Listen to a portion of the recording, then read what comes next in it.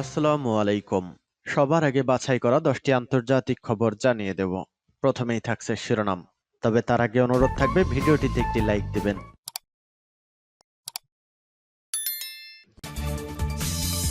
দখলদার ইসরায়েলি বাহিনী এবং লেবানন পুরোদমে যুদ্ধ চলছে। জানিয়ে দেব হাতে থাকা সর্বশেষ আপডেট আন্তর্জাতিক সংবাদ। প্রথমেই সংবাদ শিরোনাম। নেতানিয়াহুর পদত্যাগের দাবিতে ইসরায়েলে বড় বিক্ষোভ। এরপর জানিয়ে দিব দিন দুপুরে ইউক্রেনে ক্ষেপণাস্ত্র হামলা রাশিয়ার, নিহত 20। এদিকে ইসরায়েলকে শায়েস্তা করতে পুতিনের কঠিন সিদ্ধান্ত। এরপর জানিয়ে দিব লেবাননের দক্ষিণাঞ্চলে রাতভর ইসরায়েলি বিমান হামলা। আরও জানিয়ে দিব পিস মিশন এবার বেইজিংয়ে অরবান, পরের গন্তব্য ওয়াশিংটন। সর্বশেষ জানিয়ে দেব গত 7 অক্টোবরে যে বিশেষ নির্দেশনা ছিল ইসরায়েলি বাহিনীর প্রতি। এতক্ষণ শুনছিলেন সংবাদ শিরোনাম, এবারে বিস্তারিত। তবে অনুরোধ থাকবে ভিডিওটিতে একটি লাইক করবেন এবং কমেন্ট করে জানিয়ে দিবেন কোন জেলা থেকে আপনি আমাদের এই ভিডিওটি দেখছেন। নেতানিয়াহুর পদত্যাগের দাবিতে ইসরায়েলে বড় বিক্ষোভ। গাজার স্বাধীনতাকামী সংগঠন হামাস সহ বিভিন্ন প্রতিরোধ গোষ্ঠীর হাতে থাকা জিম্মিদের মুক্তি চুক্তির দাবিতে ইসরায়েলে বিক্ষোভ হয়েছে। জিম্মি মুক্তি চুক্তিতে পৌঁছানোর জন্য তারা সরকারকে চাপ দিচ্ছে। তেল আবিব ও জেরুজালেমে মিছিল করা বিক্ষোভকারীরা তাদের আন্দোলন অব্যাহত রাখার ঘোষণা দিয়েছেন।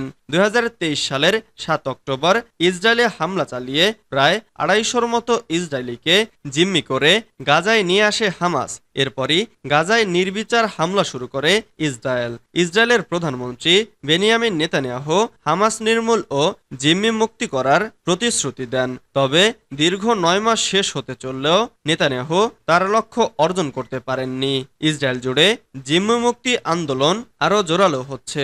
ব্যর্থতার জন্য নেতানিয়াহুর পদত্যাগও দাবি করেন বিক্ষোভকারীরা।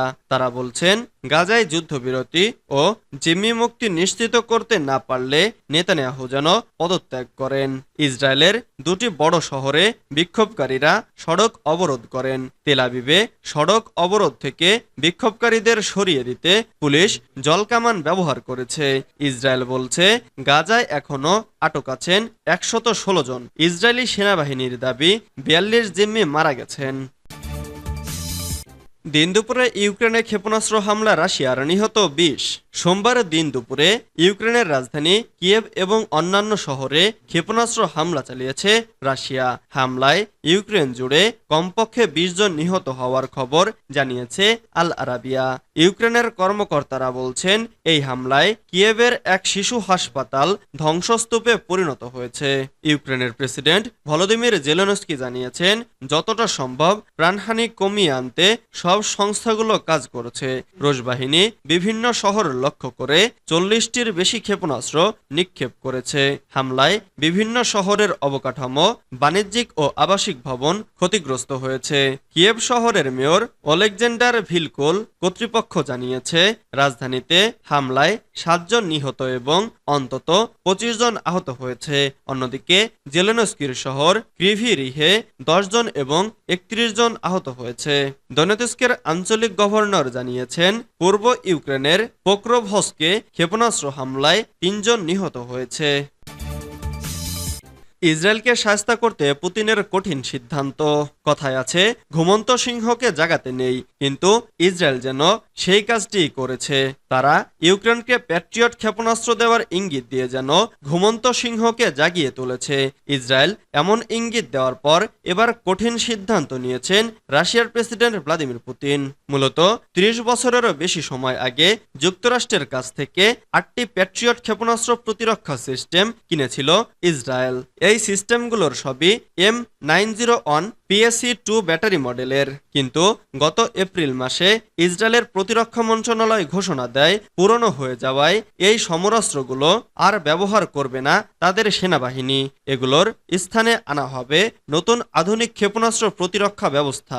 ইসরায়েলের এই ঘোষণার পর এই ক্ষেপণাস্ত্র প্রতিরক্ষা সিস্টেমগুলো ইউক্রেনের প্রতিরক্ষা বাহিনীকে দেওয়ার অনুরোধ জানায় কিয়েভ। এই ইস্যুতে যুক্তরাষ্ট্র, ইসরায়েল ও ইউক্রেনের মধ্যে সম্প্রতি কয়েক দফা আলোচনাও হয়েছে। লেবাননের দক্ষিণাঞ্চলে রাতভর ইসরায়েলি বিমান হামলা। লেবাননের দক্ষিণাঞ্চলের বিভিন্ন এলাকায় বেশ কয়েকবার বিমান হামলা চালিয়েছে ইসরায়েলি বাহিনী। লেবাননের আইতা আল শাবাবেও ইসরায়েল বাহিনী হামলা চালিয়েছে বলে কাতার ভিত্তিক সংবাদ মাধ্যম আল জাজিরার লাইভ প্রতিবেদনে বলা হয়েছে। সামাজিক যোগাযোগ মাধ্যম এক্সে এক পোস্টে ইসরায়েলি বাহিনী জানিয়েছে হিজবুল্লাহর ভবনসহ তাদের অস্ত্রাগারে হামলা চালানো হয়েছে। ইসরায়েলের চালানো সর্বশেষ হামলায় কি পরিমাণ হতাহত বা ক্ষয়ক্ষতি হয়েছে সেই সম্পর্কে বিস্তারিত কিছু জানানো হয়নি। হিজবুল্লাহর পক্ষ থেকে কোনো মন্তব্য আসেনি। সম্প্রতি লেবাননের বিভিন্ন স্থাপনায় একের পর এক হামলা চালিয়ে যাচ্ছে ইসরায়েল। অন্যদিকে হিজবুল্লাহ ইসরায়েলের বিভিন্ন সামরিক স্থাপনা লক্ষ্য করে হামলা চালাচ্ছে। বিশেষজ্ঞদের আশঙ্কা যে কোনো সময় দুই পক্ষের মধ্যে পুরো মাত্রায় যুদ্ধ শুরু হতে পারে। গত বছরের অক্টোবর থেকে গাজায় ইসরায়েল ও হামাসের মধ্যে যুদ্ধ চলছে। এই যুদ্ধে গাজায় এখন পর্যন্ত নিহতের সংখ্যা ৩৮,০০০ ছাড়িয়েছে। আহত হয়েছে ৯০,০০০-এর বেশি মানুষ।